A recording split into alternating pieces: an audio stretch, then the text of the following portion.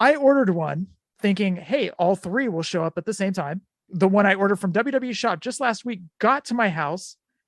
I sent it to the Midwest. He has received it before mine on the Oregon Trail, pony show, whatever. Yep. Has gotten to my house. Yeah, exactly. The donkey show, pony show, That's actually more expensive than the Hogan Zeus 2-pack. Try to get tickets to that. Not if you go to discounts.com, though, I heard. I heard you have to pay extra for that anyways. Ladies and gentlemen, my name is Scott. Hey, yo. Is that his younger brother?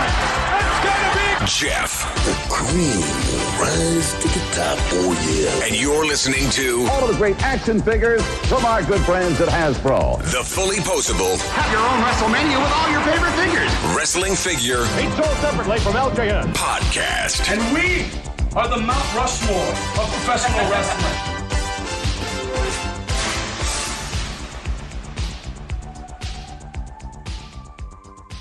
Hey, welcome to episode 350 of the Fullyposeable Wrestling Figure Podcast, longest running episodic wrestling figure podcast going today. Sitting alongside next to me is our two-time fantasy baseball champion, back-to-back champion, my brother who shared none of the winnings with me, that jerk, Scott. Scott, say hello. Hello, but Jeff, I want to point out that Scotty 2 belts to you. And Scott, joining us this week is the man who sat with me as the person that gave up the second most points against in the fantasy baseball league, because I was first in most points against, and that's why I didn't make the playoffs. Poor Jeff, you got boat race this season, dude. Dude, it wasn't fair, dude. I had people calling Georgia to find extra votes and stuff, or points. I mean, stuff like it was crazy, dude. But anyways, Tim from the Pulling Up a Chair podcast. Tim, what's going on, man? Hey guys, how's it going? Yeah, I that's quite a distinction to be the second most slaughtered team in the league. You know what? Wear it as a badge of honor. Yes, right. I'll get a patch, and it will say first PA, which stands for points against, and then next draft I'll have a patch for you, Tim, that says second PA. Is it fair to say that I got all my hazing out of the way this year, and next year maybe not so many runs against me? Dude, I don't wish as many points as we gave up on anyone, dude. It sucks so bad. Like all luck. There was one matchup I remember. I know we're a wrestling figure podcast. Now we're getting to our fantasy baseball league, but there was one matchup I had against a last place team. And I'm like, okay, I think I have a good week and stuff. It came down to Sunday and I won by 5 points. It ended up being like 238 to 233. I'm like, okay, this person has the least points for. How the hell did they put up 233 on this one particular week? And I was stressing on Sunday. Your fantasy pitching or your fantasy defense is awful, dude. Oh, dude, my ERA was through the roof. I played horrible fantasy defense. Shame on you. Tim, how are you doing? What's going on in your world over there? I'm doing good, man. I'm really honored that you guys had me on the podcast. Obviously, there's fans of your show that have been around a lot longer than I have, but I don't miss an episode, and it means a lot to me that you guys would have me on. Of course, man. You're part of the Toon family, dude. There's a lot of people that are part of the family, and you're one of them. One of the pillars of the Fig Life, too.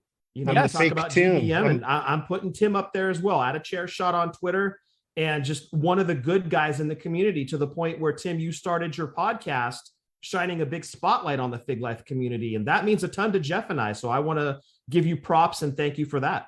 Yeah, thank you. And I've said it before on my podcast, but it bears repeating. I was toying around with doing that for a long time, and it was one week Scott just kind of announced that next week my podcast was starting, and I better start then.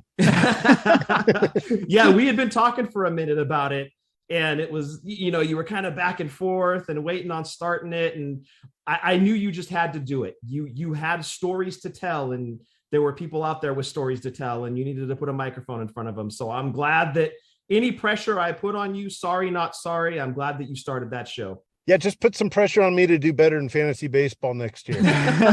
Stop giving up so many points. Well, if you would have made the trade with me for Goldie, stop it. I'm sorry. Stop it. But why don't you get that plug out of the way real quick? Yeah, it's pulling up a chair with a chair shot on, as you say, Jeff, wherever you get your podcast, Google that and should come up, and appreciate any listens I get. Absolutely, man. And of course, everybody knows where to find our shirts, where to find our social medias. And you can also send any audio questions, or anything else at all. Send it on over to fullyposeablewfp@gmail.com. Okay, Tim, you sent a text message to Scott and I last night regarding cards. You didn't get those, did you?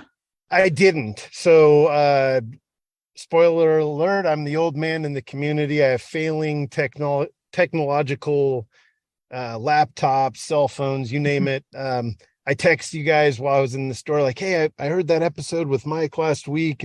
Are these the cards? And lo and behold, the message didn't go through. And I'm like, these guys aren't answering. That's kind of strange. I got outside and the wheel of death was still spinning.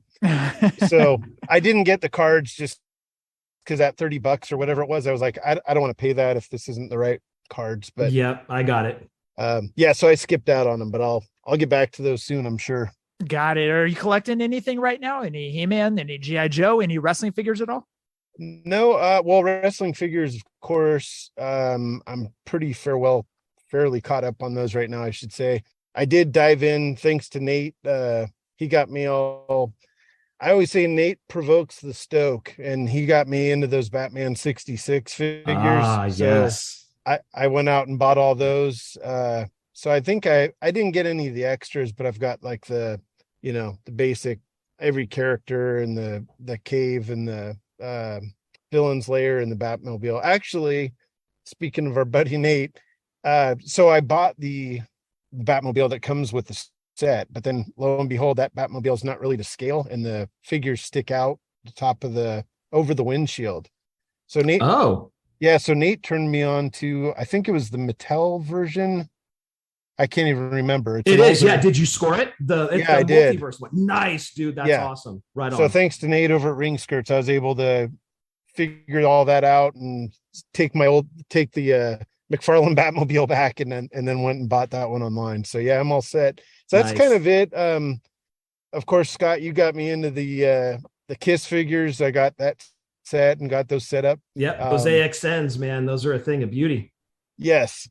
So that's kind of what I've got going on right now, and working on a lot of custom figures and doing all that sort of stuff. So Tim, did you see on Target you can pre-order the NYCC 2022 Batman lunchbox, or I should say Batman 66 lunchbox that comes with 4 figures and 4 Topps cards? No. Okay, so check it out on Target. It's the NYCC 2022 exclusive McFarlane 66 Batman. It's an old school Batman lunchbox. I want to say it's $60. I'm going to pre-order mine. It comes with Batman, Robin, Joker, and Penguin. And I think they're Topps cards. I believe it's that old Batman Topps. It looks like those anyway. I don't know if they're Topps licensed. Anyway, they could be reprints. And then 4 cards all inside of a lunchbox. Oh, nice, man. Thanks for the heads up. I'm looking forward to checking those out. Absolutely. Yeah. Just make sure you get in, because I'm sure that's something that's going to sell out. I just saw it today. Yeah, that's the 66 stuff is, you don't have to ask twice. If that's out there, I'm going to go grab it. Yep. Adam West is my Batman too. Scott, did you pick up anything? No, I didn't really purchase anything. Well, no, I take that back. I did pre-order because they showed some G.I. Joe stuff over the weekend. They had the Hasbro PulseCon. So I did, dude, I lucked out and got a Serpentor. Oh, did Serpentor sell out pretty quick? Almost immediately. Oh, it was one of those, remember the Zartan SDCC where I almost threw my laptop through the window and swore off the whole classified line altogether. I was done with it, wiping my hands of it. Like a dealer walking away from a table. I'm like, I'm out. I ended up getting the Serpentor, and I was panicking because I did not have my credit card information saved in my laptop, which I could have sworn that I've done multiple times, how I got the Hogan and Zeus. Okay. But I went to buy the Serpentor and it needed some information. And I'm like, oh crap, I thought it was already in there. I didn't have it in front of me. I had to race downstairs, grab my wallet, punch in the information and then hope it didn't sell out. And I was like, come on, baby. And lucked out, got Serpentor, went on and also did pre-orders. I didn't get these through Hasbro. Serpentor was through Hasbro Pulse, not these. I got Outback and CoverGirl. I want to say there were 2 more. Anyway, ordered all of the classifieds on BBTS that went up for pre-order.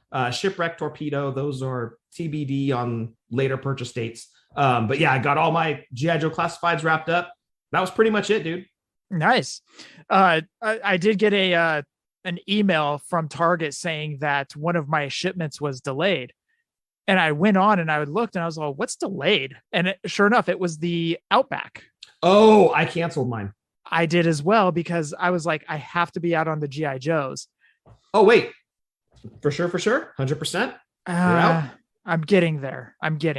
Well, I canceled mine because I like the one that they just released or that they just announced and then put it for pre-order. Okay. That is like the old school look Outback. That's why I canceled that Target exclusive. So I just canceled this one. I think I'm almost 100% out. I went onto my Hasbro Pulse and I didn't mean to hijack your segment, but no, all good. I was done. But I did go onto Hasbro Pulse and I'm looking at everything that I've pre-ordered that hasn't come in yet. Are you canceling that too? You sound so confident. It's hard to do. It's still there, but it's hard to do. So anyways. Gotcha. So did you get Major Blood? No, I picked up the twins, the Crimson. I'm sorry, not Major Blood, Dr. Mindbender. I apologize. No, I didn't. Okay, so okay. Yeah, so I have the Crimson Twins. I have the His Tank. Stalker? I don't know if I have Stalker. Crimson Guard? No, I don't think I have him. Okay, Dusty? No, I think. Okay, so you passed on all those, dude. You may as well jump out. I think I'm going to. I do still have on pre-order that Baroness riding a Transformer. Oh, you jumped in on that. That's right. I did. And you did the Sky Striker. Exactly. So I mean, you could always flip them. I mean, especially the Sky Striker, because that was a Kickstarter or whatever you want to call it, a crowdfund. Yep. So there's going to be some money in that for sure, but you could always flip it after the fact. Yeah, that's true. That is true. But what else did we get in? Man, we've been doing the show for almost 7 years. And when stuff like this happens, it's such a good reminder of why we do the show and the people that we touch through the show and the friends that we've made. A group of people got together and commissioned some custom Hasbro figures through Jason Wolf. And those custom figures were of Jeff and I as the British Bulldogs. Do you want to add that not literally touched, but anyways, continue. Sorry. I just wanted to say that, we have not used our influence to do any of that. Yet. There is time and hope. No promises. There are several meet and greets coming up. Or fan meets, whatever you want to call it. Chica's Meetups. Tacos meetup. Air quotes. But anyways, go ahead. Watch out for Jeff. He's grabby. Oh, I'm just saying. I grew up with you. But anyways, go ahead. Well, no, that was it. I know you've got the list of people we want to thank, but dude, and I was telling the guys in the group thread this too. It's humbling. When yes. People do things like this for you, it's humbling and you appreciate it so much. And I know I say that kind of often on the show, but honestly, it's from the bottom of our hearts. And I'm speaking for you too, Jeff.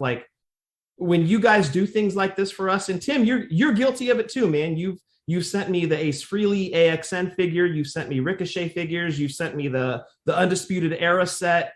You've gone out of your way to support the show and to support my figure collecting. And now a group got together and made custom Hasbros of you and I, Jeff, as the British Bulldogs. And, I don't need to tell you guys how good Jason's stuff is. I tell you every week, exactly how good it is. That custom chop shop, Jason's work on those custom Hasbros is incredible. I love the magnetic feature. And the fact that a group got together and thought enough of you and I, Jeff, to do this for us, I can't overstate it. It's just humbling. And then you remember why you do this show every week. And the fact that people appreciate it and want to do stuff like this for us, I appreciate it so much. And I'm not trying to get all mushy, but honestly, we love you guys and we do have the best listeners in podcasting because you guys do things like this for us. And we appreciate it so much. We love you guys. I got the box yesterday and when I took everything out, I I was like amazed. I was like, oh, who's cutting onions? Stuff like that. Yeah, it was just so cool, dude. And I knew immediately who they were when I saw them too. Like, that's how good Jason's work is. Like, if you turn my character head to the side, it's even got like the swoop up for the spikes on my hair in the front. Like that little detail of the hair in the front. Like, it's not just a flat top. That would have been easy. No. It's the custom, like the little swoop up with the spikes. Like, amazing job. And then the sides are customized with the name and excuse me. And then Fig Life on the other side. And it's very clearly the British Bulldogs attire. Like, just amazing all around. Just so touching, dude. I do want to thank Travis Fowler, Big_Bane, Steve Hoker, Rad Chad, Ring Skirts, Mike the Cleaner, GBM, Ethan Chambers, Drew Venzel, Dobro, Soda Hunter, Nick Haddix, Sith Lord Sammy Evans, Eric Brown, and Tim, a chair shot, Keith Brockus, and the Nerdy Laser. I want to thank everybody for that. Literally, I didn't want to Ric Flair, but I was like, damn it, I don't. I'm gonna just be good. I'm gonna be good. And honestly, like, I couldn't put them down last night because of how much they meant to me. Absolutely. I kept them all around me last night. Whether I was eating dinner, they were sitting in front of me eating dinner. They were eating dinner with me. Scott was right there. I just couldn't put them down until finally I was like, okay, I need to get to bed. And finally, I'm going to put my new toys away. So finally they went up on the fireplace mantle, and that's where they're going to stay until I get my detox up. And you put them in the case, right? I'm going to. I've got to find my cases. Oh, yeah. So I know we spoke about this, but Saturday when you come out, I need 2 if you've got them, because I don't want to put mine out because God forbid they fall and break. I will be just literally devastated. Yeah. So if you've got extras, I need 2, please. Tim, what were you saying? I was going to say there's no room under your bed for them to. Will they not with all those hot dogs? Will they spawn into hot dogs? I mean, you might wake up and they'll have the Hogan hot dog tan. Just steady diet of under the bed hot dogs and LJN fingers. Made him the man he is today with the cast iron stomach. You never know if you're chewing on a hot dog or SD's leg, right? They're both the same. 6 of one, half dozen of the other. Again, thank you to everybody that chipped in. This has been going on since February. So honestly had no idea, dude. Zero. Shannon was like, yeah, I knew about this. I'm like, what? Yeah. She's like, yeah, we contributed photos. And I'm like, are you kidding me? You've known about this the whole time. I just wanted to add into there. I was honored to be a part of that group, and shout out to Breaker and Jason Wolf for setting that up and corralling all of us together. And it's just so cool that they do that. You guys get these figures, and the ones of us that are, supporting it, it's kind of like a legacy thing for me anyway. Like, it just like whether I'm getting a figure for somebody or pitching in on a project like that, and I think all the guys feel that way. I hate to speak for everybody because they're obviously not here, but I think it's just the coolest thing that we can all chip in and do stuff like that. And Wolf did an amazing job. It's almost like a given, right? I mean, it's like, what was he gonna put out a bad figure on, but and Breaker, it's just such a cool dude. I'm been so stoked to become friends with that guy to some extent, out in digital world anyway. And he always seems to think of these things. And I think highly of those guys.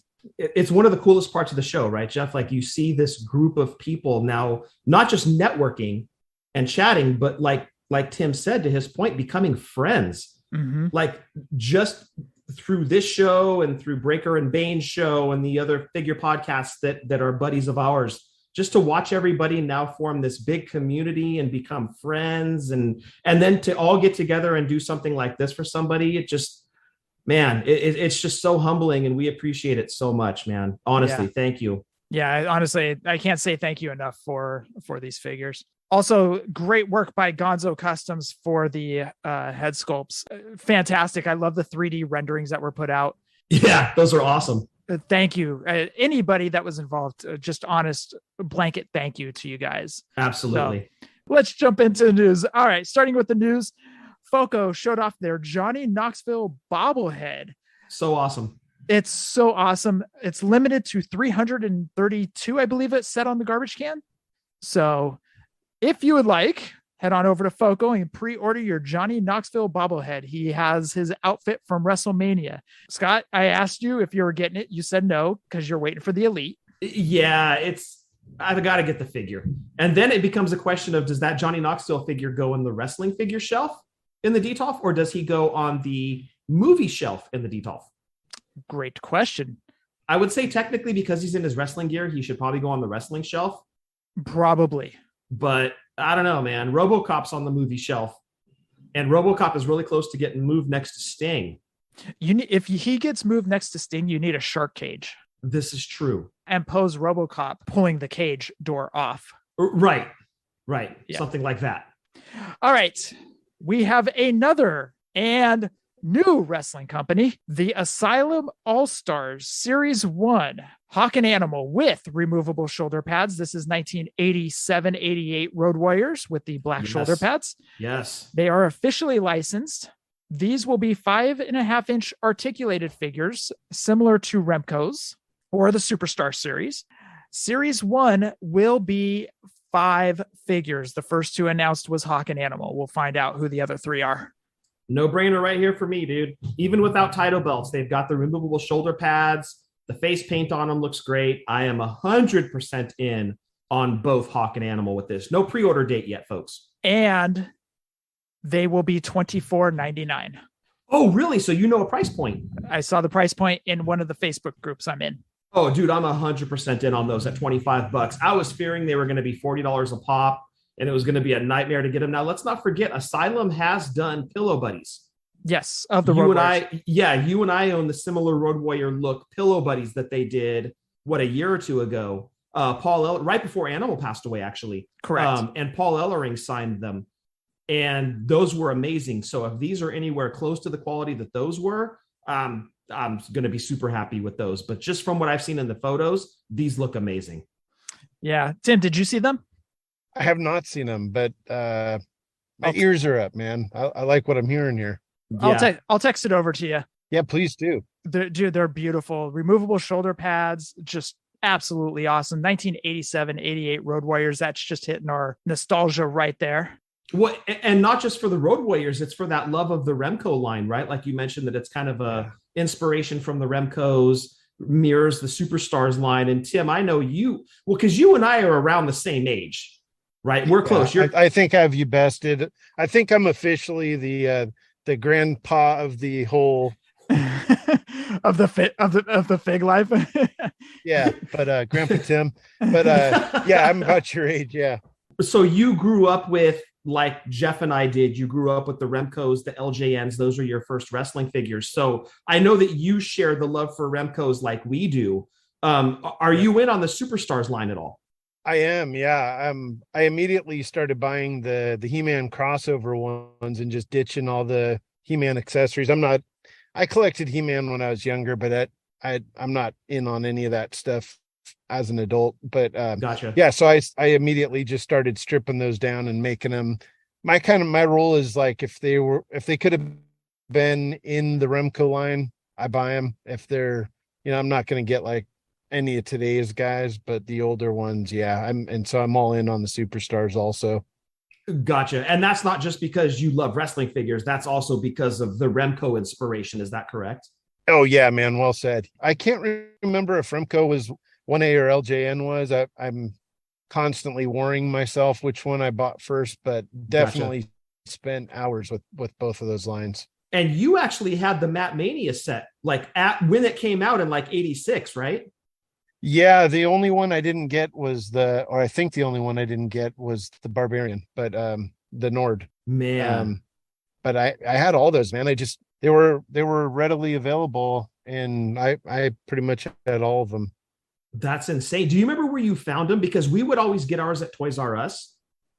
And then, like, every once in a while, we'd be at some random toy store and they'd have them and we'd pick them up. But we literally never saw the Mat Mania series. I got a lot of those figures at Remco, or I think, was it Gemco or? Oh, Gemco. Place at Target, Gemco in Redwood City. Yeah, Gotcha. I know I got a lot of those figures there. I can't say specifically that I remember where I got the the Mat Manias, but man, I had so much fun playing with those, but now I'm kind of like, well, it would be kind of cool if they were on cards still, huh? Well, yeah, but I mean, but then you don't have that experience of all the great matches that you had and putting the cards together. Yeah. So I don't even regret it a little bit. Like I look back at our big LJN pile that's all open and the Hasbros and the Remcos.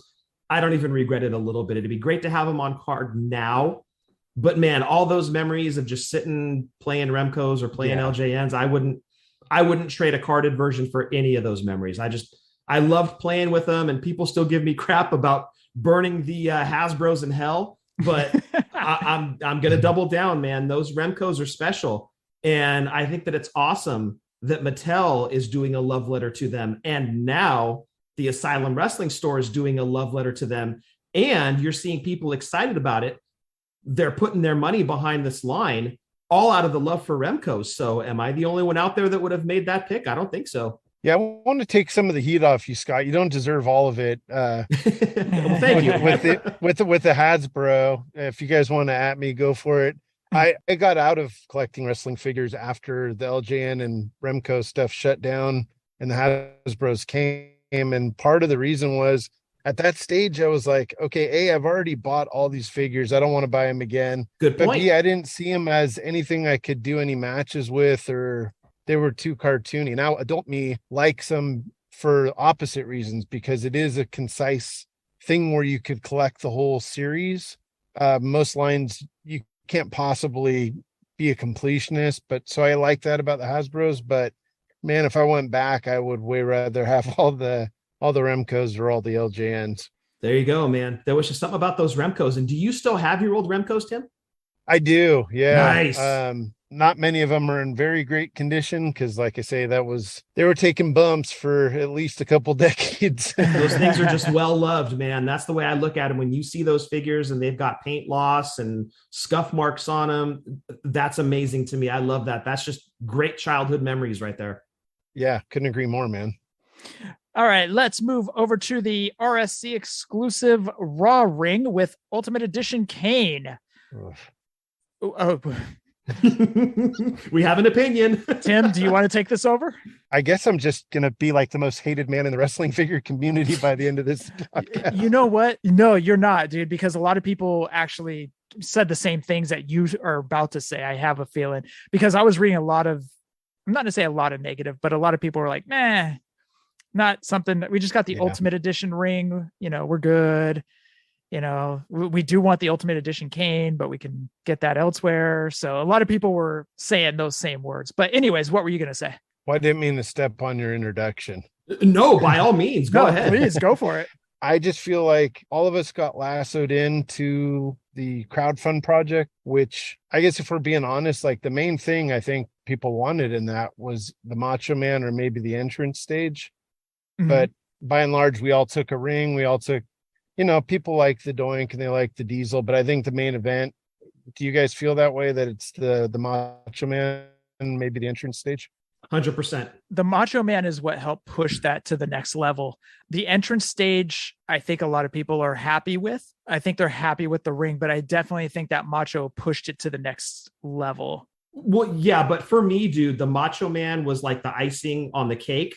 The cake itself was that entrance stage. Okay. That to me was a total package. Like, yeah, well said. Yeah, the ring is cool. I don't know if the ring is better than the real scale ring that RSC had years ago that came with the blue cage, Jeff, that you got me for Christmas. It's literally sitting to my right here, all assembled. It's beautiful. I don't know that the new gen ring is any better than that. The selling point for me, and I'll echo what Tim said exactly, was the Macho Man and was the entrance stage. Those were the big pieces in that, 100%. Got it. That's why I bought in. I could have done without the Diesel and the Doink. That was, I guess the cherry on top. But yeah, to me, it was 100% Macho entrance stage. I agree with Scott. And I was just going to say that I feel like the ring, there was only one real scale ring by Mattel all these years, right? Real scale. Was it that? No, Mattel didn't make that one. The first one they didn't make? It's Wicked Cool Toys that made the RSC ones. You're right, Jeff. Mattel did. Was that the light up Raw ring that was the real scale? No, before that. I'm going back to like when Mattel first got the line. I feel like they had some kind of ring that they put out. like in the very early stages, a real scale, but I may have that wrong. Man, we need Nate on here as a fact check. Yeah, he knows his Where's rings. the great ring skirts when we need them? Well, so anyways, either they made one or they never made one. But in either event, that to me was a big part of what brought me in on the crowdfund. Was like, holy crap, after all this time, we're gonna get a real scale ring that looks pretty good, and for our collection, that's a rare thing. And then like within 2 weeks of me getting it, they're like, hey, guess what? We're just pushing another one out through ringside. And so like my ring really doesn't matter anymore. Like I didn't need to back that, because I could have just, I wouldn't have got the entrance stage, and I don't want to sound like a Debbie Downer because I'm still stoked with it. I thought the ringside thing was a little cheap. That's all. Okay. Yeah. You feel maybe it took some steam, or it did take some steam out of what was a really sweet crowdfund by Mattel for the new gen ring.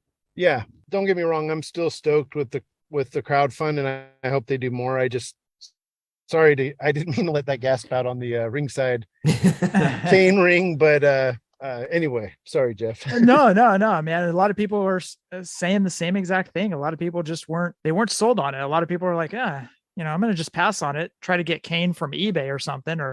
That's a lot of the stuff I was reading, honestly.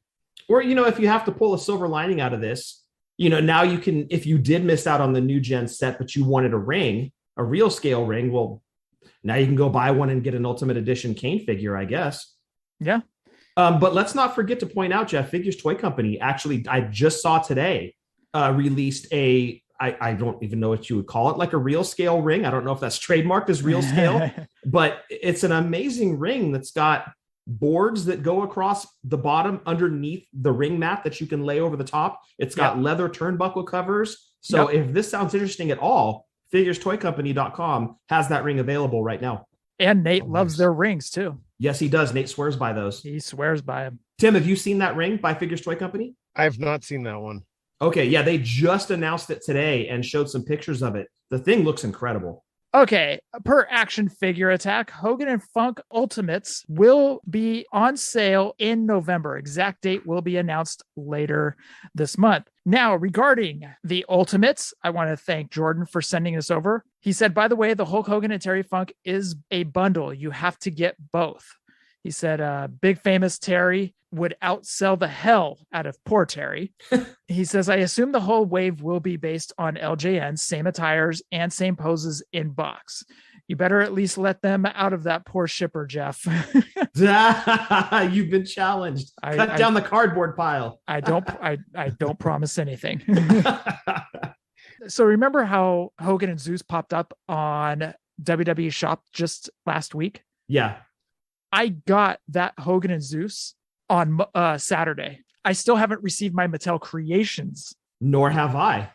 So what I did is I had the set aside for someone. Right. I just told them, I said, look, I still have the other two coming. I guess they're on a pony coming across the States. Yes. A covered wagon. A covered wagon, Oregon Trail style, Oregon Trail. Yeah. Hopefully the horse doesn't die of dysentery. Well done. As they're riding the thing, they're playing shitty flute. But anyways, no, they're not. Nobody's playing that dude except for shitty flute himself. But anyways, it's taken 11 days for mine to get from Pennsylvania to Indiana. So I'm hearing end of October, dude. Oh, Jesus Christ. Yeah. I just read today, somebody had put up, they're reading like October 28th. So if you missed the first wave of shipments, because a lot of people got theirs, you're now in the second batch of shipments. And which I am as well. So we're looking very end of October for delivery. Oh, good God. So anyways, I sent off the one that I got Saturday to the person that I was like, hey, I have yours. I'm going to just get it to you. He just got it today. So he has his before you have yours. So let's look at this. I ordered one thinking, hey, all three will show up at the same time. The one I ordered from WWE Shop just last week got to my house. I sent it to the Midwest. He has received it before mine on the Oregon Trail, pony show, whatever. Yep. Has gotten to my house. Yeah, exactly. The donkey show, pony show, That's actually more expensive than the Hogan Zeus 2-pack. Try to get tickets to that. Not if you go to discounts.com, though, I heard. I heard you have to pay extra for that anyways.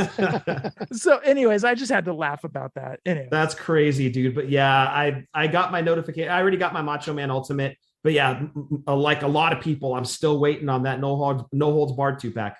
Dude, that Macho Ultimate's really good, dude. It is really good. Yeah, it's outstanding. I got the Macho Ultimate from Target. That one is, I'm not a big fan of that era of Macho. NWO, you mean? Yeah. Okay. I'm not a big fan, but I got to say that figure is beautiful. Well, you know what's crazy is you say you're not a fan of that era. That might be his best match that he had during his career. Against was DDP? During that era. Yeah, his feud with DDP. Man, that match that they had was outstanding. And, you're maybe not going to put it up against Savage Steamboat. Right. But I would say maybe second in his career. And I mean, Macho Man was Mr. WrestleMania before HBK.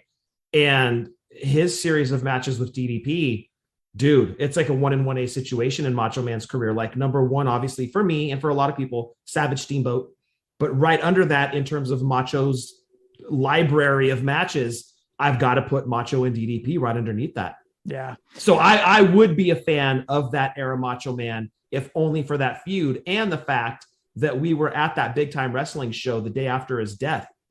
And Lanny Poffo was supposed to be there. Obviously, Lanny Poffo did not show up, but DDP was holding court at his table and telling Macho Man stories. Mm-hmm. And what a way to celebrate that guy than you had DDP right there, just rattling off Macho Man story after story the day after Macho passed away. And it was just great to kind of sit under that tree and listen to all of his story. It was great, dude. What a way to celebrate his life. Yeah. That was awesome. So anyways, I did get those 2 figures in as well. I forgot to mention those. Nice. But it's a good figure. And I've been seeing everybody's pictures of them and they're outstanding. Those figures are awesome. Yeah. All right. I have a feeling we're to be talking about Macho Man figures again in the next segment. But who did Tim want to pull up a chair with series wise for the nostalgia segment? We'll find out. We're going back in time for nostalgia. We're going back in time, nostalgia. Before we get into the nostalgia segment, we want everybody to head over to wrestlingfiguredatabase.com. Of course, over there, we want you guys to go over and do a search for WWF LJN Series 3. And that's what we're going to be covering this week. So again, that can all be found over at wrestlingfiguredatabase.com. All right, Tim, should I ask what made you decide LJN Series 3? Well, it's a good question. And before I answer it, just want to say shout out to Dylan over at the Wrestling Figure Database. And I'm definitely one of the guys that's extremely grateful for all the work he's put in over there. So shout out to you, brother. Absolutely. As far as the figures go, the LJN Series 3 for me, I always forget how extensive these series are. So I felt a little guilty picking one of these series because there's a million figures in there. It's LJN, dude. Don't feel guilty. Totally fine. Yeah. That's what Rad Chad did with the Hasbro. What was it, Series 3, I think? Or Series 2? It was like 12 figures. I love going over those.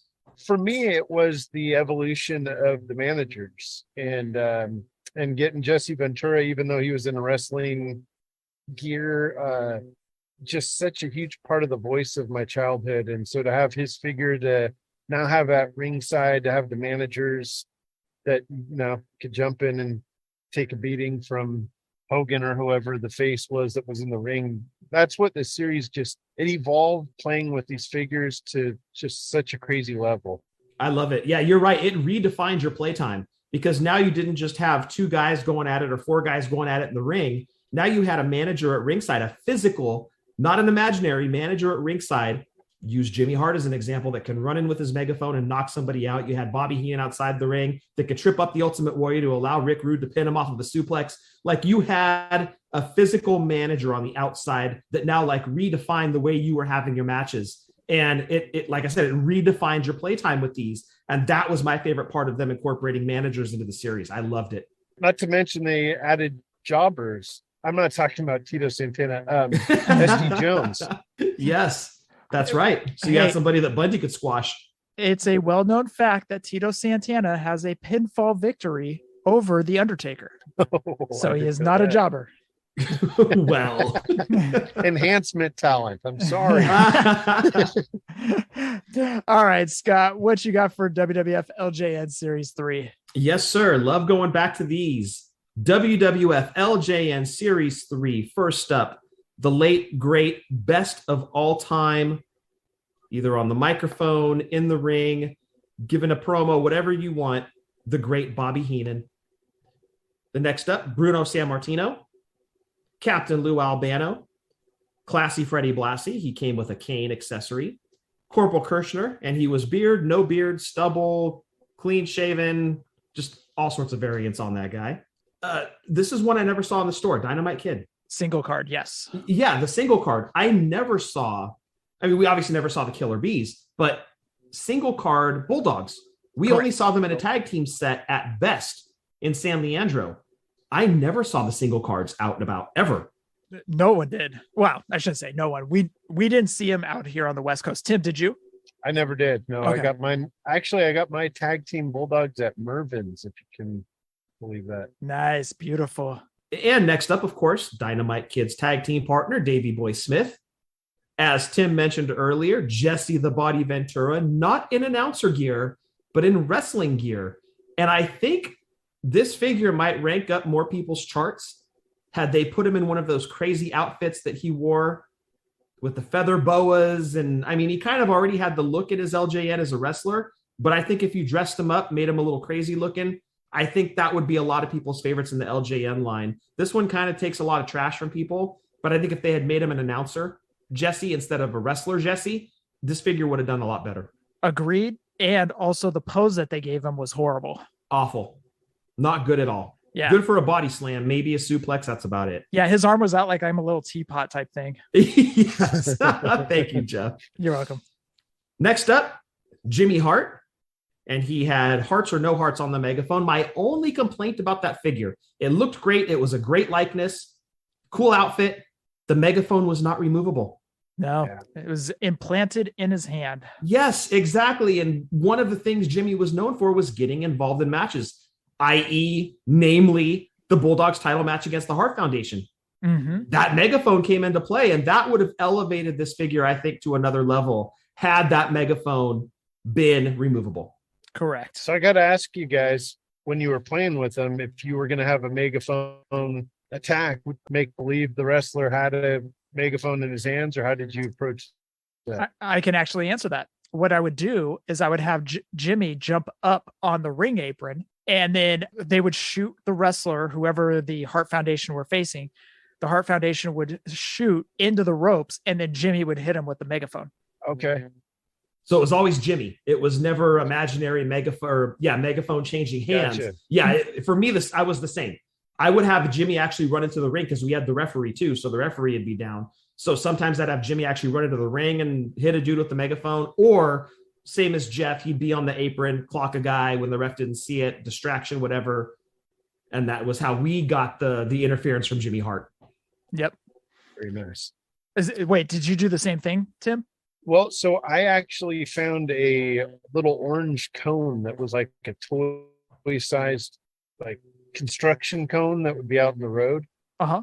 That was about the same size as the megaphone. And so if I was going to do that, of course, I had to put Jimmy Hart down on the ground so that I couldn't see his megaphone. And, and then I'd take the cone and that, Anvil or whoever was going to hit the guy with the megaphone, I would give them the cone. And that was, and then I'd put the cone back behind my back and Jimmy Hart would jump back up with the megaphone and all's good. I love it. That's that part of the whole imagination coming into play with these figures. And that's the coolest part. I love it.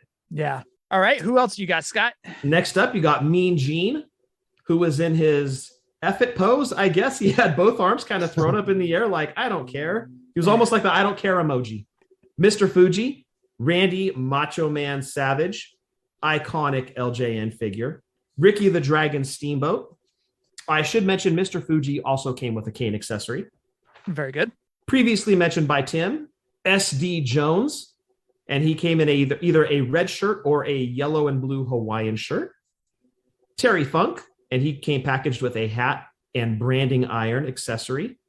Magnificent Morocco, who I've mentioned this, I never liked having my wrestlers in their entrance gear, and Morocco had a black t-shirt on that said Magnificent Morocco. And that in addition to his pose, which wasn't super great, he kind of had just his arms at his side and kind of out a little bit. I didn't really use Morocco all that much for that reason. Pose for me was the reason I didn't use him that much. You couldn't do much. Yeah, it wasn't that great. No. And last, certainly not least, Tito Santana, who Tim refers to as Jobber. Who does have one win over The Undertaker. Thank you for that history lesson, Jeff. Actually, I just saw it today online. I saw the where he hit Undertaker with the urn. And I forget it was in another country. But anyways, he hit him with the urn and he pinned him 1, 2, 3. So.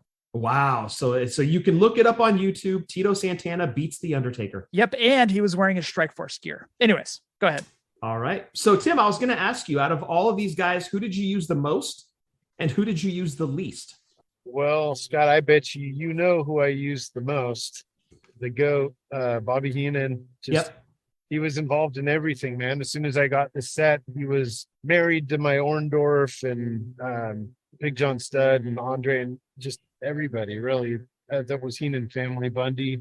Yep. Yeah, I mean, that guy was doing the turnbuckle flip thing, and he was definitely the guy. I mean, of course, Ventura was at ringside, and I was doing my best to do my Ventura impersonations while calling my matches. And Macho Man got used quite a bit too, but I would say Heenan for sure.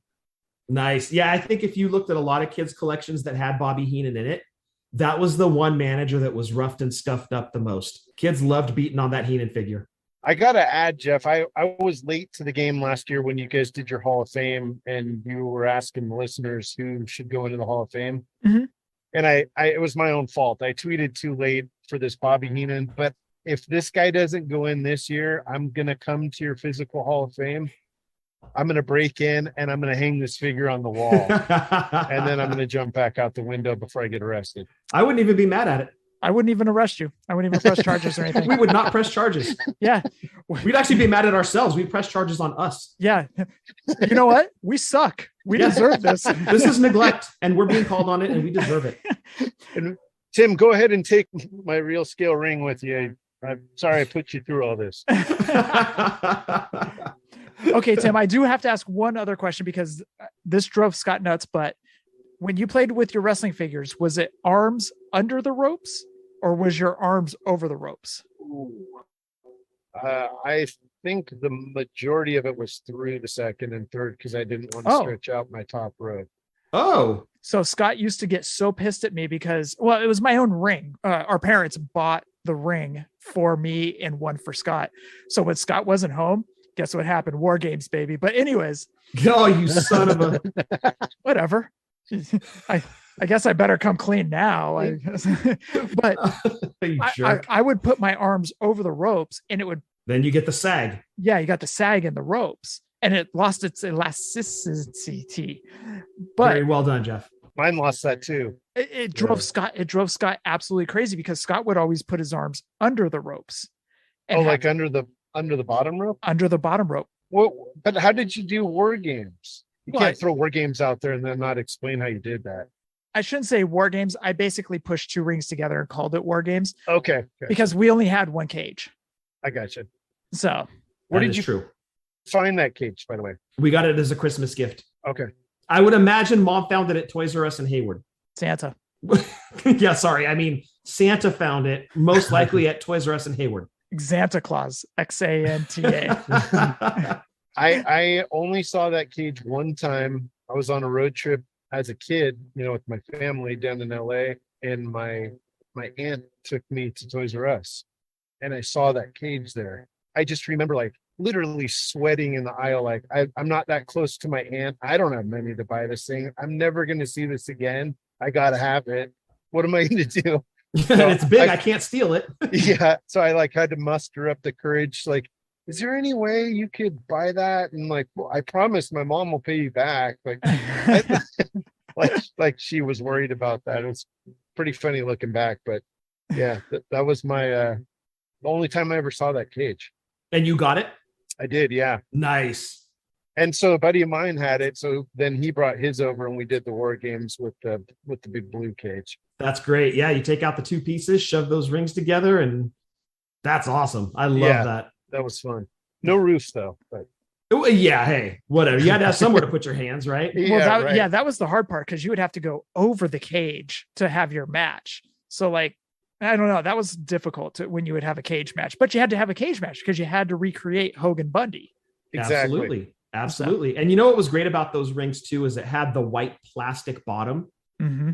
And the more scuff marks and scratches you saw on that white bottom, man, you knew those figures were just well loved. So anytime you see one of those old rings and it's just all marked up, man, that's just all childhood memories right there, man. Just great memories of just sitting playing figures and, you know, having wrestling on TV or music in the background or eating a whole box of Reese's peanut butter cup minis.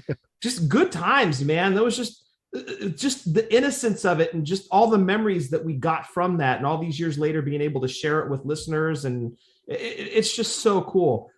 One thing I wanted to ask Tim too is, so we talked about which one you used the most. And I think it was the same for me, was Heenan. Which figure was used the least? It's got to be S.T. Jones. Over Morocco. Yeah, I mean Morocco because I got the Fuji. I had to use some imagination with that. I don't know what that thing is, like a high school, like a 1980s high school gym T-shirt or something. It's like one of those Alcatraz shirts. I don't know. It's just really weird. It's like one of those custom-made Greg Valentine "I broke Wahoo's leg" shirts. Yeah, wrestling tees store or whatever that place is called. Yeah, I mean, so of course, like Steamboat Morocco feud was a big deal when I was playing with these figures. And gotcha. So yeah, I did use Morocco. Was pose a big deal to you? What pose they were in? I remember it irritating me, like, you know, Jesse's arm and stuff like that, but I'd still power through it. Gotcha. Yeah, you had to. I mean, some of these guys were integral to wrestling at the time, and it was just one of those things where just a different time, right, guys? I mean, you really had to use so much more imagination than I would imagine kids are using today, because you see people's figure photography out there, and it's like, my God, like compared to what, I mean, imagine if you had a camera and tried to do figure photography with these guys, how people would look at that like, what are you even trying to do? Yeah. Yeah. Where do I even buy a Polaroid camera? Right. But it is art to us. Yeah. Yes. Exactly. I actually used SD a lot. I did too. Because I was a huge SD. I don't know why I loved SD Jones. I just did. And so he might have actually been my Intercontinental Champion at one point because of like interference or something. And like, he just happened to win the title, but I loved his pose. I thought it was great. And the headbutt, you could always go for the headbutt. That was a game winner for him. The power slam, because of his pose, that was also a finisher for him. I loved using that one.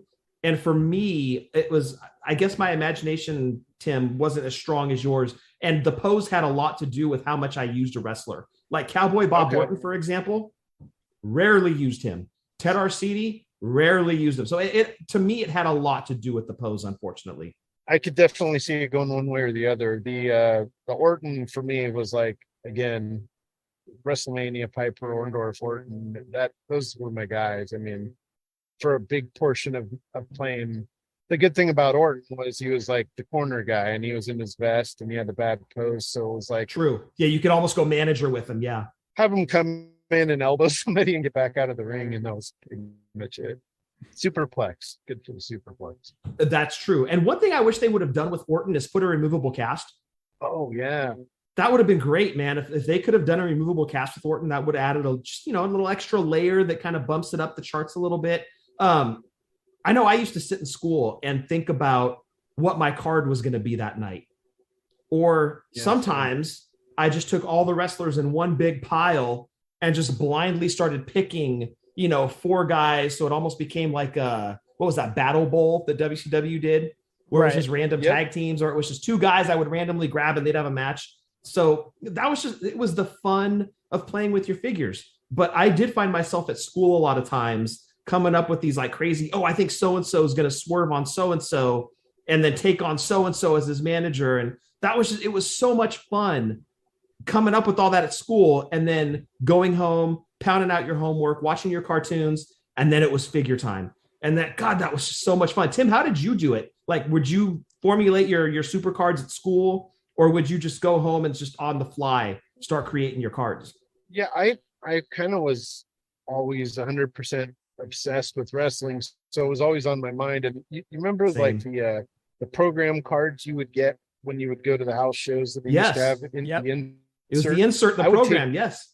Yeah, so I would take those, and with tracing paper, I would trace, the logo the best I could, the lines, the main event, the verses, all that stuff, except for the names. That's and then next I would level, go dude. in and I wish I could find them. I have to have one somewhere because I'm sure I would laugh at it, but I just love to have it. Anyway, I make my cards like that. And I do house shows. Like tonight we're, the Boston Garden or whatever. And I would do different cities like that. Those little details matter to me for whatever reason.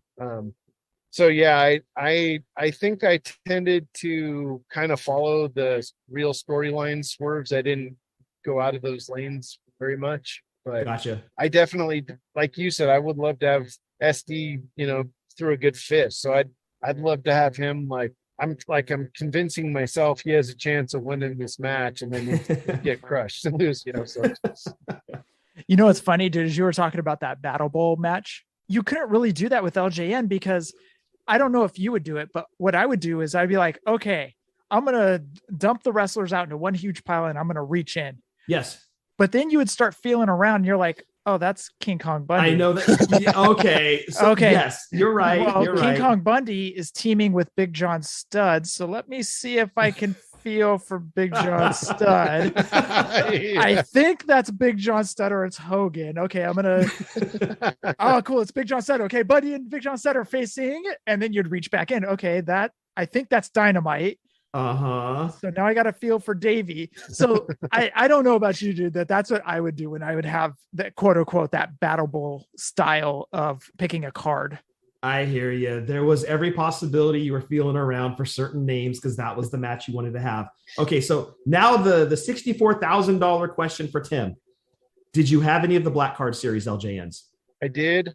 I'm trying to remember all the ones that were in there because I didn't have them all. Well, so like Warrior, Boss Man, Rick Rude. I didn't have Rude. I had Boss Man. I had Warrior. I didn't get Demolition or what do you guys call them? The Powers of Demolition. The Powers of Demolition. Yep. I didn't have either of those. Basically, what I think I told Jeff this on a previous episode that I went on. Jeff, you can help me out because you actually helped me out the last time I talked to you about this. There's a company in like the Wrestler and Pro Wrestling Illustrated that sold wrestling figures. I want to say they were like back east somewhere. Yeah, in New York, the Wrestling Ring. Yes, the Wrestling Ring. Scott, you just won $64. So, woohoo! I can't do 64,000, so and it's going to be Monopoly money. Tim's going to spot me 64 points next year in baseball. Yeah. I did that for you like 4 times this year. Right? Sure, you're paid up. We're good. Yeah. So anyway, I went. By the time I discovered those in that magazine, came up with the money, got permission to order them. Some of those guys were already sold out and sold out. That was like I never got another chance. But man, like the honky tonk man with what was the deal with them like painting skin color on? So as soon as your guy got punched once, his nose was just gone. Honky turned blue underneath. He was truly a Smurf. So Grand Toys took the line over, and obviously they were starting to cut costs. So that's kind of what happened. Okay. I think they probably molded Honky out of blue rubber and then painted over the top of it because his whole outfit was essentially blue with some accents. So yeah. I think honestly they were just cutting costs, and then that's what happened. Like DiBiase too. It was really crappy paint on them. Yeah. Like our DiBiase, if you look at a lot of people's DiBiases, they're very scratched up. Yeah. And the paint wasn't as good. But that was just Grand Toys, man. The quality wasn't there what LJN had. And just unfortunately, if you got them and you played with them, they were getting beat up really, really quick. by the time Honky Tonk Man came out, he was like one of my favorite wrestlers at that point in time. And so for him to be that crummy that was devastating. Like that really broke my spirit, man. Well, for sure. And then, I mean, the figure itself wasn't super great. You know, he had his outfit on. Like, you could really recreate SummerSlam 88 with him, you know, because he never took his outfit off. He just got squashed. But I didn't use Honky that much. Yes, you could do his finishing move, but the fact that he was in his entrance gear and not his ring gear, that affected my playability with him a lot. I think the one black card for me that was just like amazing and used the most was Warrior. But I think that was honestly every kid in the late 80s had to get an Ultimate Warrior. And when they got Ultimate Warrior, he shot up the ranks on their card. Like, he was used in almost every single match. Like, our Warrior, I think by the time we got him to the time he finished, was probably in more matches than Hogan. And we had Hogan like 3 times as long as we had Warrior. But man, that was just like the ultimate in getting a wrestling figure, was when you grabbed a Warrior. Our Warrior's face paint was actually coming off like at WrestleMania 6. Yeah, that is true. Yeah, that is very true. Did you guys have like multiple, like the world title obviously was that black belt, and they had the brown tag. So did you guys use those for your Intercontinental and your tag? How did you shake that down? Yeah, we basically, I don't know about Scott, because Scott and I had different play times, but I would basically have the brown belt be the Intercontinental as well as the brown belt be the tag champs. Okay, same. gotcha. Yeah, because we had so many of the brown belts, but there was only one of the black belt. So yeah, that just, it doubled. It's whatever. Use our imagination. That's the IC title too. I wish they would have made an IC belt. They could have put it with so many different guys. You go with Tito, Valentine. Yeah. Right. You could have put it with Steamboat, Honky Tonk Man, Macho Savage. Man. Yeah. That's so my favorite. That's my favorite belt. I'm always talking to Nate about. I haven't dove into the replica belts yet, but that Intercontinental with the red W on it is my favorite belt of all time. Exactly. 100%. It's got to have that red. There's it's funny too, because when I get a Intercontinental belt with like Ricky Steamboat or a Savage or whatever it may be from Mattel, I'm like, you guys could, I understand why the F isn't there, but you guys couldn't painted the red or kind of literally a dot of paint. Just put right there. Just a dot. Just put a little red. And I know I can do it, or, you know, I could send my belt off to Nate and have him do it or something. I don't know, but I just put a little dot of paint. You guys made the silver or the Dullish tag team titles. Yes. Of which I still need to get one of those, by the way. I'm one short. They're actually cheap on, I shouldn't say cheap, but they are cheaper now on eBay. So are they really? Okay. Yeah. I need to go purchase one of those. I need to get a couple as well. All right. So I did go onto eBay and did pull some prices. Now, so a lot of these were sold listings. I couldn't tell if the cards were completely mint. So I was just going by last sold listing. As good as it's going to get for like mid 30s. Exactly. Right. Exactly. These things are way old, man. Trying to find mint specimens of these. I'm way old too. Anyways. Yeah. But you're still a mint specimen, Jeff. Oh, I'm going to just move along because there's so many jokes I could throw in there. But anyways. All right. Bobby Heenan, last sold eBay auction. He was on card with a yellow bubble. Last sold was September 4th for $144.69. A figure that at least I got for Easter. I don't know about you, Scott. Bruno Sammartino.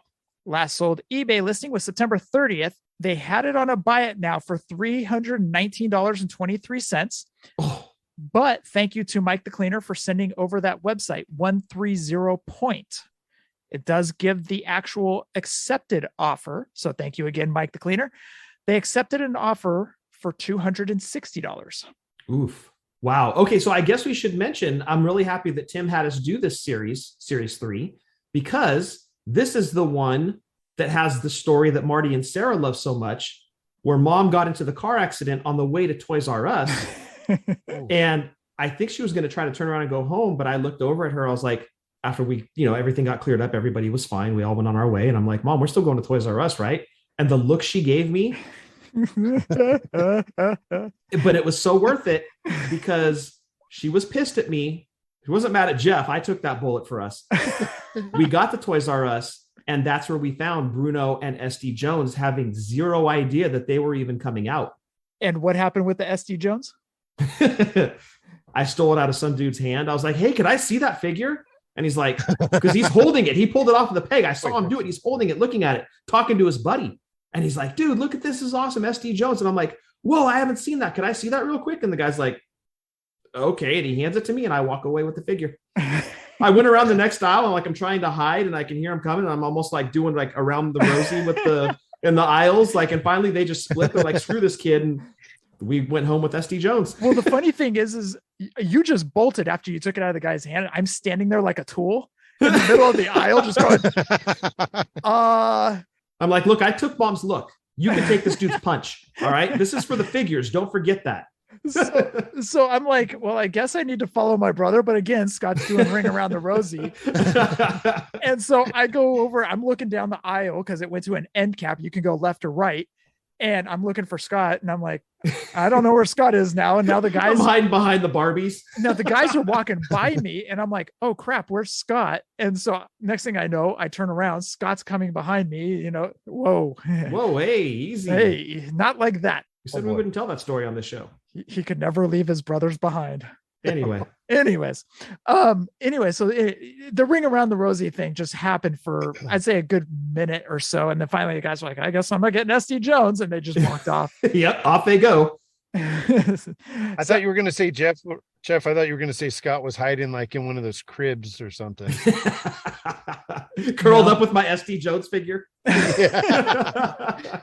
or Jeff was going to say, oh, darn, did he do that to you too? He did that to me last week when I came in here. Dude, my 7-8-year-old brain didn't move that fast, man.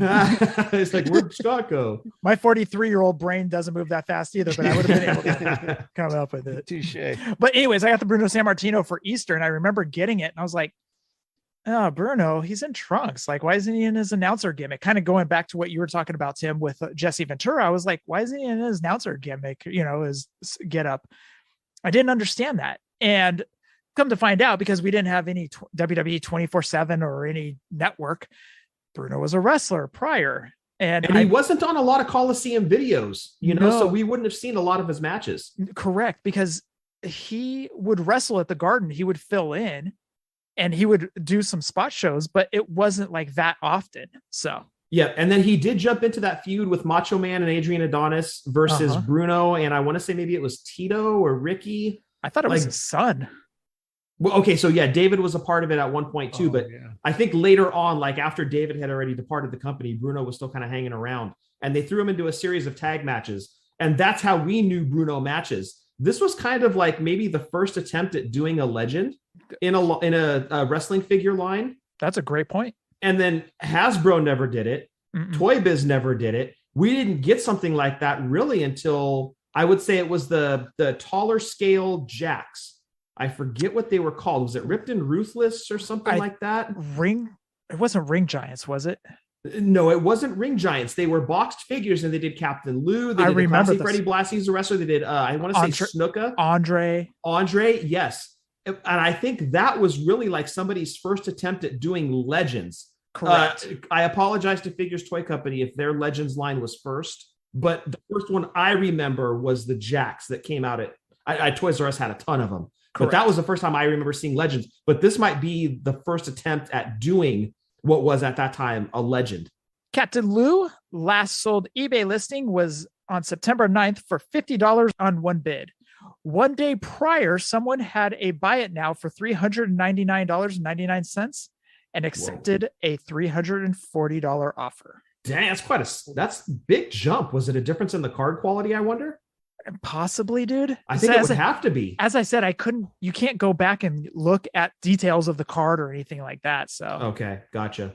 Captain Lou had a lot of figures where the shirt was off-centered and stuff too, where like half of it wasn't centered. So like some of it wasn't showing the way it was supposed to. Mm-hmm. I don't know if that figures into it or not. Possibly. Maybe an error card or something or not an error card, but an error figure. Yeah, I think just the painting was sloppy back then. However, they applied those logos on there. I don't even know if those were done.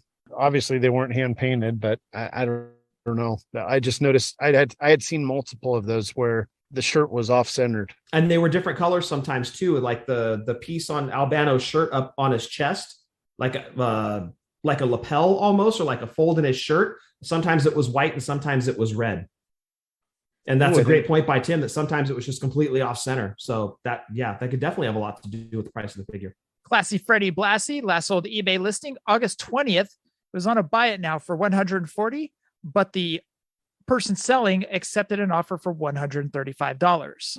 Corporal Kirshner, last sold eBay listing was October 2nd for $190.37 on 31 bids. Wow. Do we know which variation that was? Or I should say, which version of the... I did not see it. Gotcha. Okay. Yeah. So couldn't find the single cards of Dynamite Kid and Davey Boy Smith. So I just pulled the last sold tag team set. Last sold was on September 1st for $595. Cool. I don't know how well the card was, obviously, but anyways. God, how fun were those tag team sets to open back in the day? They were great. And just the presentation of them was so nice too. You had the two tag belts right in between them, stacked on top of each other. And then on either side, just beautiful figures. And then you'd rip that tape off of the side, crack that thing open, pull out that big hunkin' plastic insert with the figures in there. You're popping out. Oh, such good times opening those figures, man. Yep.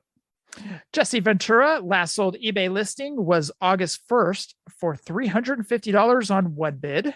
Jimmy Hart, last sold eBay listing August 21st for $102.50 on 13 bids.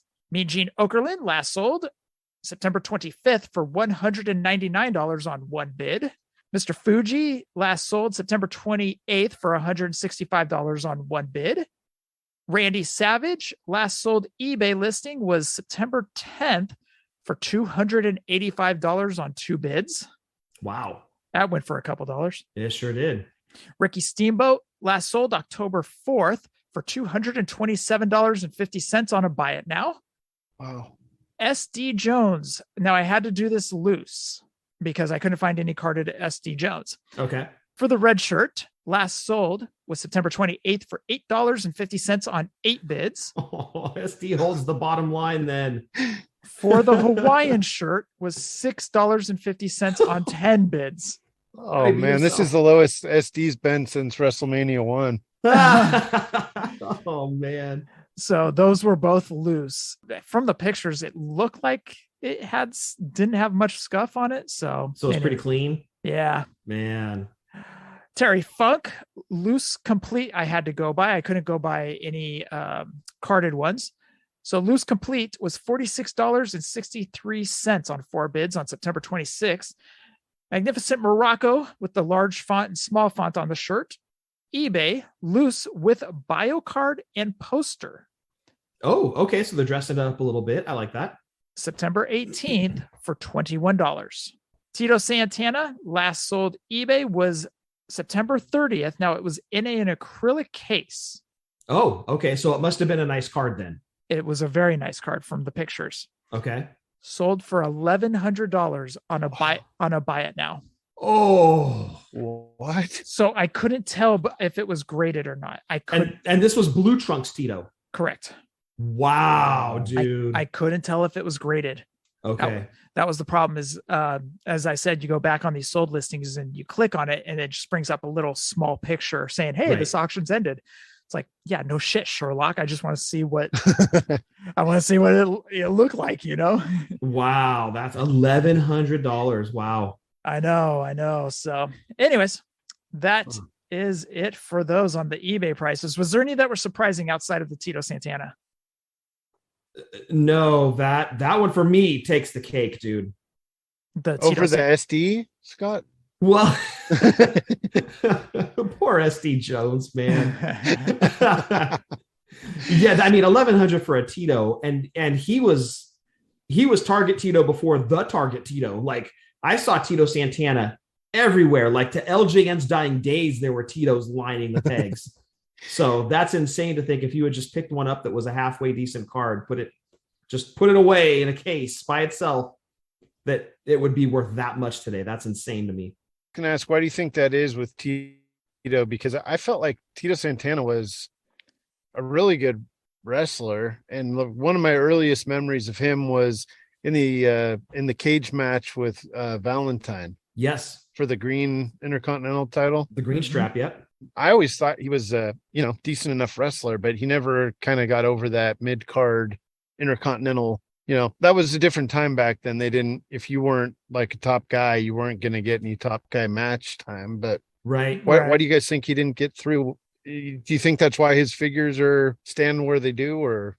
It's hard to say. I mean, probably because, like you said, he never topped out. Like, I guess you could say the same for Junkyard Dog, right? Remember his elite that sat around forever in the white tights? Yeah. Like almost the same kind of thing, like just a guy that was destined for the mid card. But even Tito was a lot more decorated than Junkyard Dog was during his WWF career. Guy held Intercontinental and tag straps. Or maybe it is they just haven't done the right Tito yet. They did one that was kind of Strike Force with the Target Tito, but I think you do the right Tito in an elite line with a Rick Martel, not a 2-pack, but in the same series, Strike Force as a tag team. I think that might be the best-selling Tito of all time. And not a 2-pack with Rick Martel where Martel's like pale white. Yes. Yes. Do a good Martel this time, please. And you know what I was going to ask Tim too? I was going to ask him during the Hogan and Terry Funk talk for the upcoming Coliseum video release. But Tim, who would you like to see? Because obviously this is a big love letter to the LJN line. They're doing them in sets of 2, apparently. Who would you like to see for some upcoming series in sets of 2? What are some names you'd like to see being thrown out with this love letter to LJN? That's a tricky one because a lot of the figures that you would like to see based off the LJN figures have already been done, of course. So, it's going to go where it's been going, which is like, give us some of the managers somehow. I don't know what would make sense in a 2-pack, but man, if you could get a Slick or... Yes, please. There's so many. That's a tough one. I just don't know how you would make sense of the managers. But I'd love to see more Jimmy Harts with different jackets, like a Nasty Boy Jimmy Hart or Natural Disasters or whatever gear you could come up with. They could honestly do some better Bobby Heenans, I think, like with the glitter jackets that he used to wear, the sequins, not glitter. I guess they didn't just dump a bag of glitter on his anyway, his sequins jackets, those would be cool.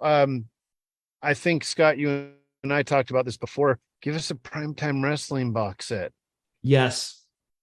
With Gorilla and Bobby and maybe a little Primetime set in the back of the box. I would love that. I think that would be just sold out before. That would be one of those 1-second sellouts. Yeah, because remember how hard it was to even find Gorilla to begin with when they released his Elite? That thing was impossible. Tim, you helped me get that. That's right. Yeah, I forgot about that. That is that Eddie that has that? Yes, you're correct. Yeah. Yeah. So I was fortunate enough to find a few of those, and I helped out a few people, and I still have one.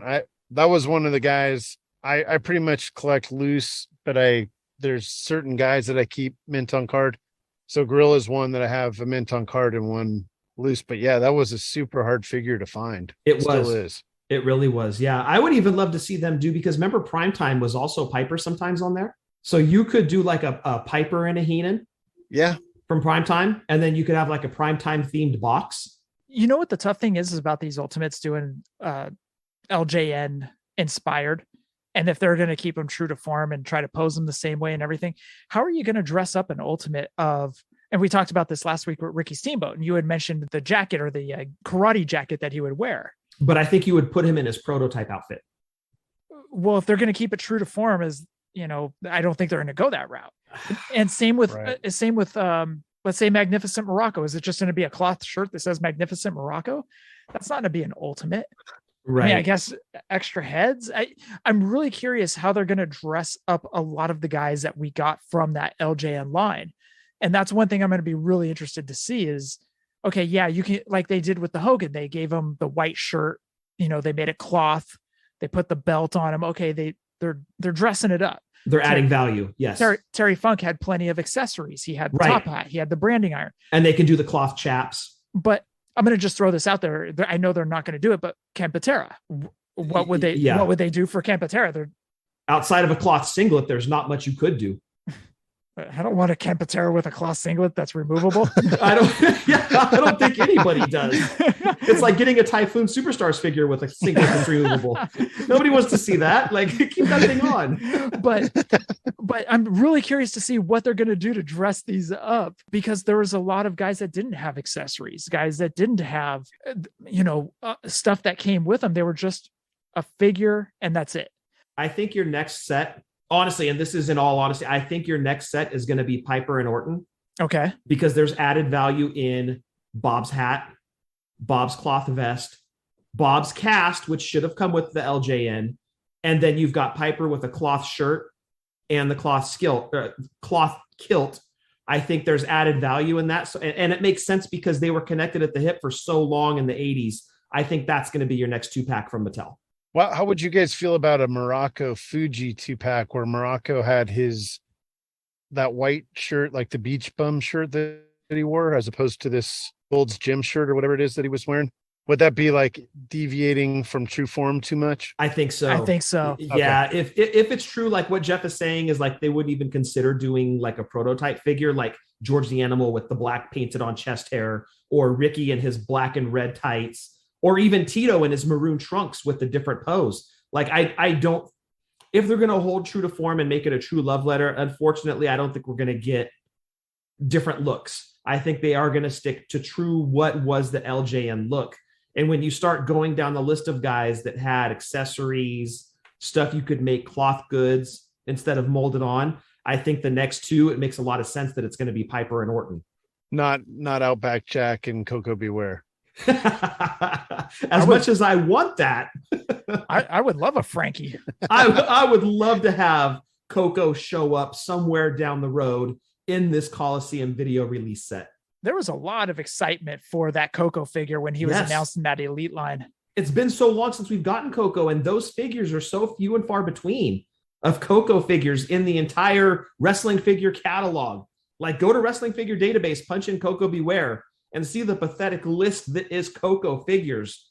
And you can see why people would be excited about getting one. And when was that? 2017, 2018, something like that. Like, yeah, we're long overdue for a Coco figure. Yeah. Like Kenny said last week. Famer, for crying out loud. Yes. Like Kenny said last week, put some respect on that name. Give us more Coco figures. Oh, you guys.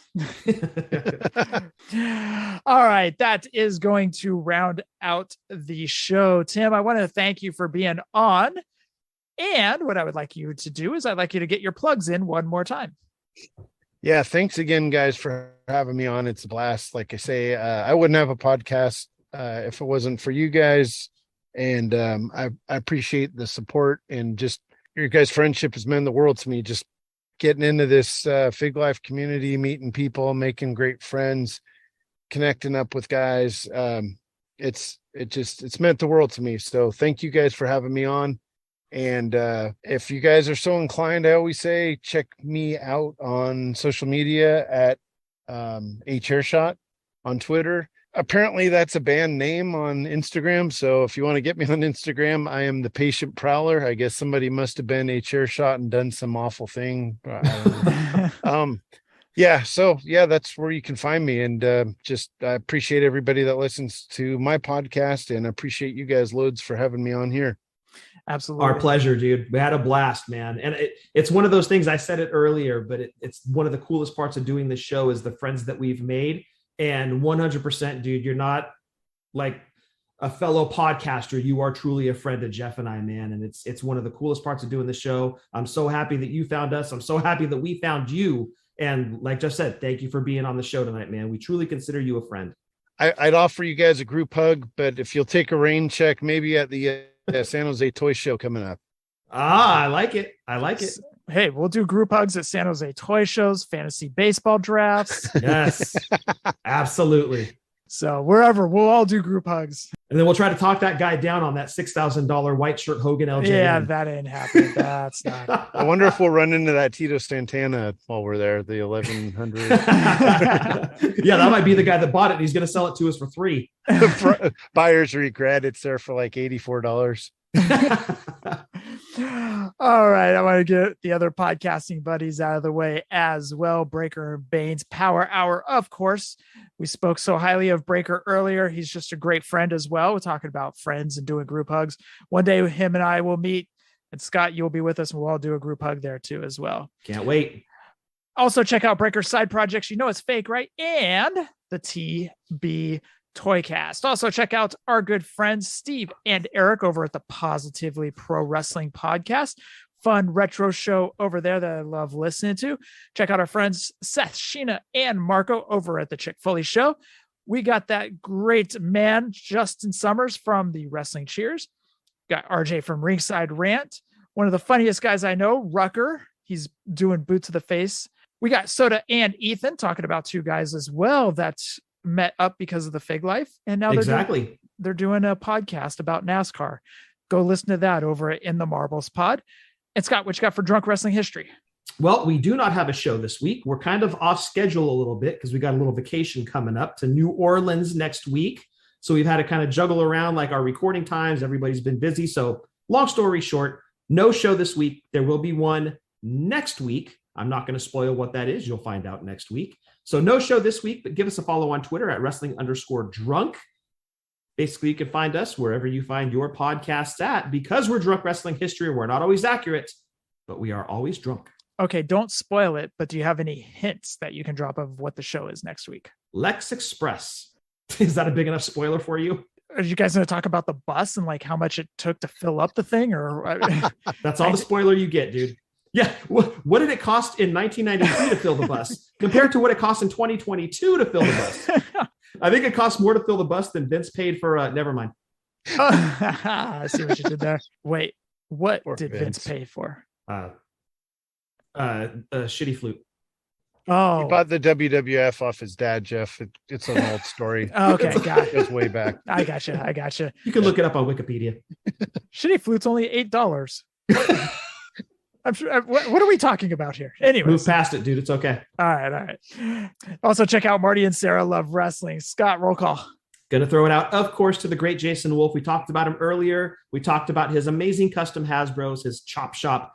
Check him out. You will not be disappointed. The Art of Jason Wolf. If you need artwork, Jason is also your guy for that. So artwork, custom Hasbros, what you need, Jason's got. The Art of Jason Wolf. And of course, Jeff, gonna round out roll call with OutsidersBeardCode.com. All right, Tim, you want to do this one? Oh man, I've been looking forward to this. I'm turning it over. I'm turning it over to you. Go for it. Do it. So there's something about your beard hairs, and I'm really confused now if you want them to smell like your butt hairs, or is that off the table again? No, if they smell like cookies, you want it to smell like your butt cookies, hairs. You want them. Okay. Yes. So you want your butt hairs and your beard hair smelling like cookies. Bane's rolling over in his grave right now with this read for his company. All right, this has turned into a whole different thing. Bane, I apologize if you're listening. Dude. I'm sorry, Bane. Tim, go for it. Why don't you round that? I don't think I can make this any worse. I'm just going to say, go over and support Bane. Big love to Big_Bane. Yes, we love Big_Bane, and we love Outsiders Beer Co. Well, Scott does. Yes. All the essential oils, waxes, and as Kenny pointed out last week, balms for your beard to help it look and smell its best. Because Jeff, you don't want your beard hairs smelling like your butt hairs. OutsidersBeardCode.com. And Jeff, that rounds out roll call. Tim, thank you again for being a good friend, man. And thank you again for also, I want to thank everybody for chipping in. And Tim, since you're here, I want to thank you personally. Absolutely. Thank you for chipping in on those. Honestly, man, it meant so much just getting those. So anyways, I honestly just can't say it enough. So anyways, thank you again, Tim. Scott, for episode 350. Anything else?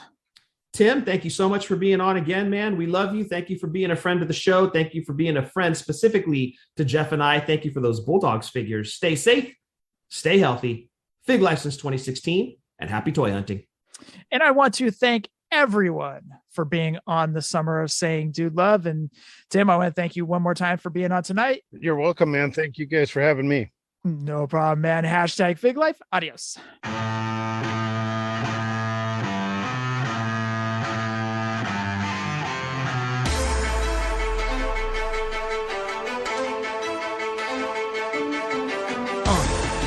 Yeah. Fullyposeable. Let's go. Jeff and Scott, the Toon Brothers, busting out the ring. But we don't take it out the box, MOC. Happy toy hunting, we'll see you next week. We're the OGs of WFP. Fullyposeable, thank you all for listening. It ain't no storyline, real life siblings. So everybody go and do your toy spotting. Hashtag Fig Life, adios from the Kings.